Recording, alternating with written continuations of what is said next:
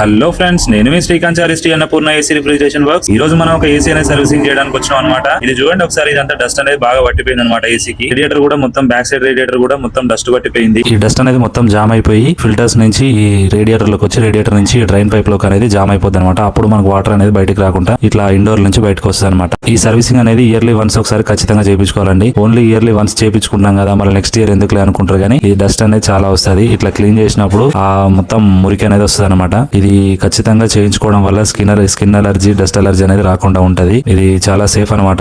Power bill కూడా తక్కువ వస్తుంది. కూలింగ్ పర్ఫార్మెన్స్ అనేది కూడా మంచిగా ఉంటది అనమాట. దాని తర్వాత ఈ అవుట్డోర్ కూడా క్లీన్ చేయించుకోవాలి. చాలా వరకు ఏంటంటే ఇండోర్ ఒకటే క్లీన్ చేయించుకొని అవుట్డోర్ పక్కకు పెడతారు అనమాట. అట్లా పెట్టకూడదు. ఖచ్చితంగా ఇది కూడా క్లీన్ చేయించుకోవాలి. ఈ రేడియేటర్ లో డస్ట్ అనేది బాగుంటది. దానివల్ల ఆ అవుట్డోర్ మీద కూడా లోడ్ పడుతుంది అనమాట. ఇది ఓకేనండి. ఇలా మొత్తం అంతా అయిపోయిన తర్వాతకి క్లీన్ చేసి ఏసీ అనేది ఆన్ చేసి కూలింగ్ చూపించిన కస్టమర్ కూడా ఓకే అనుకోరు అనమాట.